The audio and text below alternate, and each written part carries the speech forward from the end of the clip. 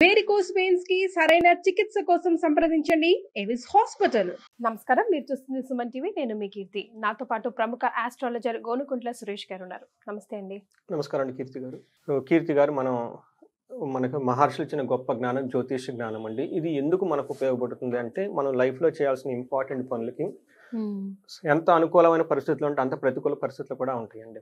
అయితే ఈ ప్రతికూల పరిస్థితులు ఎప్పుడు ఎలా మనకు ఉంటాయి అనేది జ్యోతిష శాస్త్ర జ్ఞానం మనం తెలుసుకొని తదనుగుణంగా మనం చక్కగా ప్లాన్ చేసుకోవాలన్నమాట. అయితే మనిషి చేసే పనులు ధర్మార్థ కామ మోక్షాలు ఎలాంటి వాళ్ళైనా సరే భూమి మీద ఎక్కిన తర్వాత లాస్ట్ వరకు చేయాల్సిన పనులు ఈ 4 ఉంటాయండి.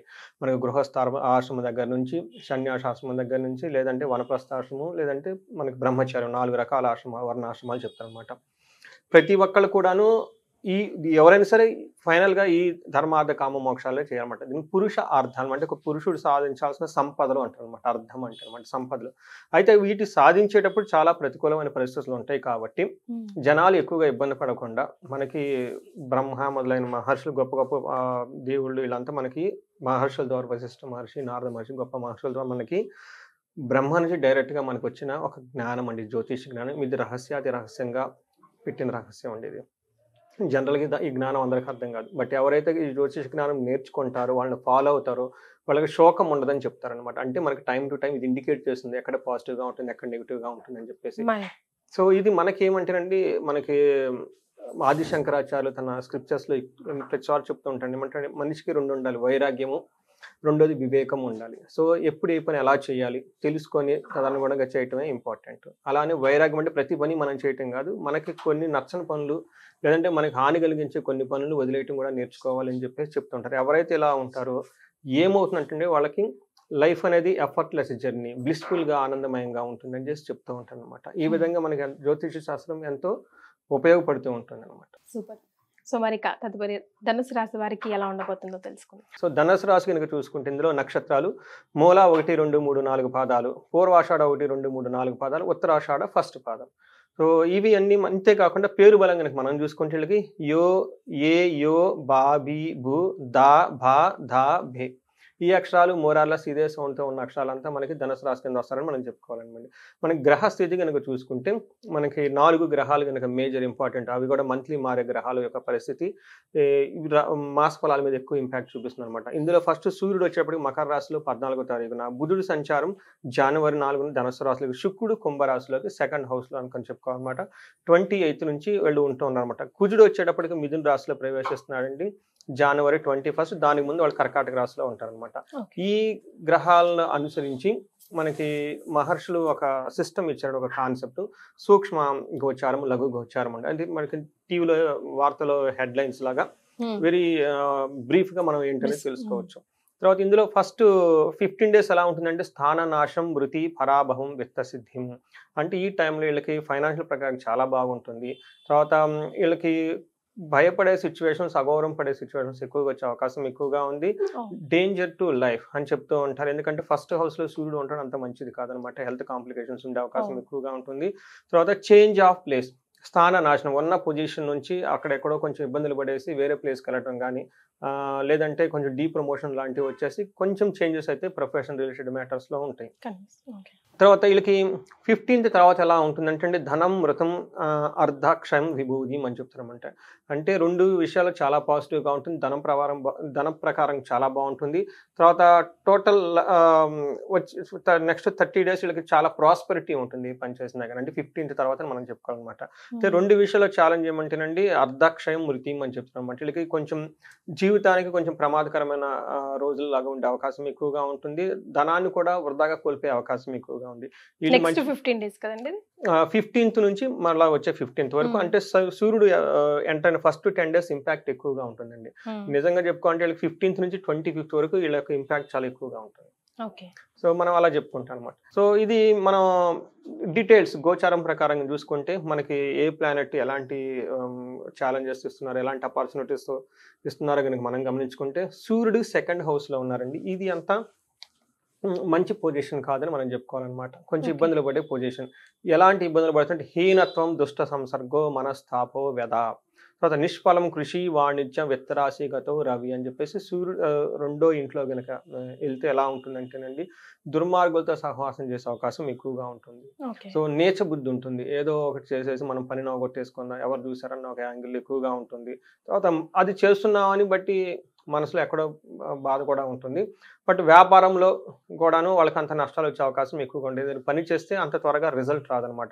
తర్వాత నిష్ఫలం కృషి వాణిజ్యం అని చెప్తారనమాట. అంటే వాణిజ్యం బిజినెస్ ఏదైనా చేసినా కానీ ఏదైనా ఎక్స్పెక్టేషన్ చేస్తే ఈ టైంలో అంతా వాళ్ళకి ఆశించినంత ఫలితాలు లేక ఇబ్బంది పడే అవకాశం ఎక్కువగా ఉంటుంది.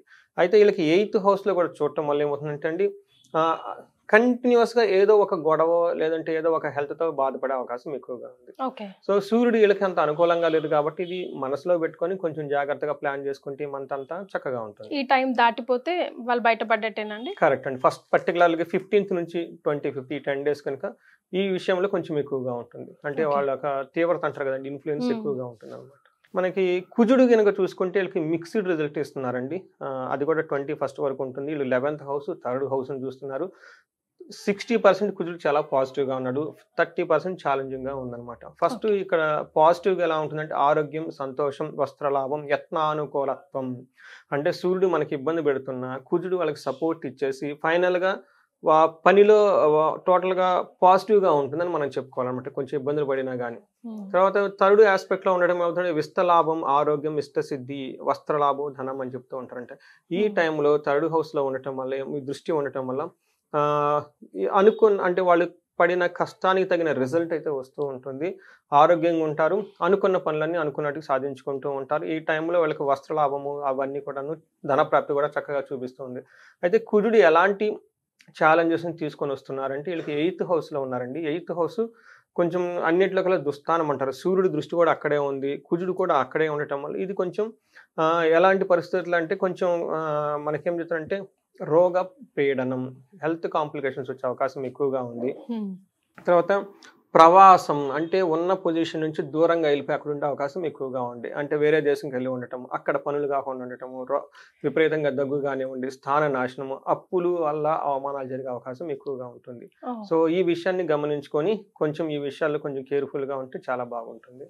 తర్వాత వీళ్ళకి శుక్రుడు చూసుకున్నారనుకోండి, శుక్రుడు వీళ్ళకి 3rd హౌస్లో శుక్రుడు ఉండటం వల్ల ఇది చాలా యోగ్యతను ఇస్తుందని మనం చెప్పుకోవాలన్నమాట. పెద్దవాళ్ళతో కనుక ఎవరైనా మనం మీటింగులు లాంటి కానివ్వండి, లేదంటే హైయర్ అఫీషియల్స్లో చూసినా కానివ్వండి, అది పొలిటిక్స్లో ఇంకా వాళ్ళ పైన నాయకులతో కానీ మాట్లాడుకున్నా కానీ వీళ్ళు ఏదైనా మాట చెప్తే ఆ మాటకి వాళ్ళకి రెస్పాండ్ అయ్యి పాజిటివ్గా ఉంటుందని మనం గమనించాలి. తర్వాత గత జీవన రాహిత్యం, శత్రు వృద్ధి, ధనక్షయము, అంటే ఉండటంలో శత్రువులు కూడా పెరిగే అవకాశం ఎక్కువగా ఉంటుంది. కొన్నిసార్లు ఏమంటేనండి మిత్రులతో లాభం ఉన్న మాట చక్కగా ఉంటున్నా కానీ కొంతమంది వెనక నుంచి వీళ్ళకి ఇబ్బందులు పెట్టే అవకాశం ఎక్కువగా ఉంది. హిడెన్ శత్రువులు అంటారు చూడండి, రహస్యంగా ఉండేసి ఇబ్బందులు పెట్టే అవకాశం ఎక్కువగా ఉంది. కానీ 9వ ఇంట్లో దృష్టి ఉండటం వల్ల ఓవరాల్గా ప్లీజర్గా ఉంటుంది. సో ఛాలెంజ్లతో ఉన్నా కానీ బట్ ఓవరాల్గా అయితే మనకు పాజిటివ్గా ఎండ్ అయితే ఉంటుందని మనం గమనించాలి. ఇది మనకి 3 గ్రహాలు ధనుసు రాశికి వాళ్ళకి ఇచ్చే ఫలితాలని చెప్పుకోవాలండి. నక్షత్రాల ప్రకారం చూసుకుంటే మీరు అడిగిన విధంగా మనకి ధనుసు రాశిలో 3 నక్షత్రాలు ఉంటాయండి. మూల, పూర్వాషాఢ, ఉత్తరాషాఢ, పుబ్బ, ఉత్తర అని అంటారు. వీళ్ళకి 2 విషయాల్లో ఛాలెంజింగ్గా ఉంది, 3 విషయాల్లో పాజిటివ్గా ఉందని చెప్పుకోవాలన్నమాట. ఎవరికి మూలా నక్షత్రం వాళ్ళకి ఎక్కడ పాజిటివ్గా ఉందంటే ఫస్ట్ వీళ్ళకి ఐశ్వర్యవంతంగా ఉంటుంది, ధనానికి ఎలాంటి ఇబ్బంది ఉండదు ఫుల్ మంత్ అంతా.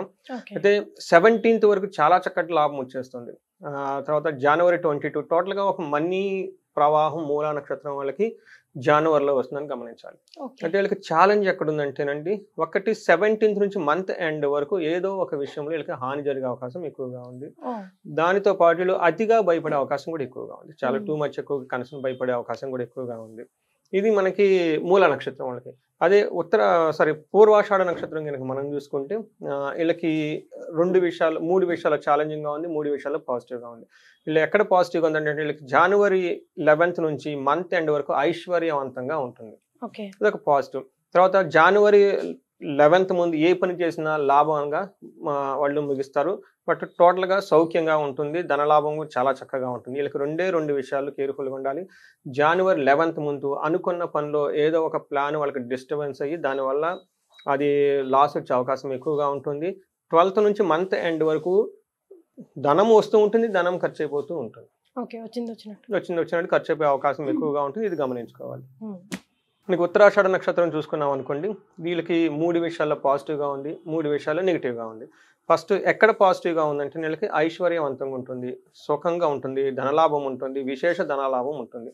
ఎక్కడ ఛాలెంజ్ ఉంటుంది వీళ్ళకి ధన నాశనం కూడా ఉంటుంది. అంటే ధనానికి తగినంత రాకుండా ఇబ్బంది పడే అవకాశం ఎక్కువగా ఉంది. మృత్యు భయం జనవరి 11th వరకు హెల్త్ కాంప్లికేషన్స్ సంథింగ్ వాళ్ళకి మృత్యు భయం పెట్టుకొని వాళ్ళు చాలా టెన్షన్ పడుతూ ఉండే అవకాశం ఎక్కువగా ఉంది. 11th నుంచి 24th మధ్యలో ఈ 15 days అని మనం అనుకోవాలి, లేదంటే ఒక 13 days. ఈ 13 daysలో వాళ్ళు ఒక ప్రాపర్గా ప్లానింగ్ చేసుకుని చేద్దాము సక్సెస్ అవుతుంది అనుకున్న పని కాకుండా ఇబ్బందులు పడే అవకాశం ఎక్కువగా ఉంది. ఓకే. సో ఇది మీరు గమనించుకొని చక్కగా ప్లాన్ చేసుకుంటే డేట్లు కూడా ఇచ్చాం కాబట్టి చాలా బాగుంటుంది.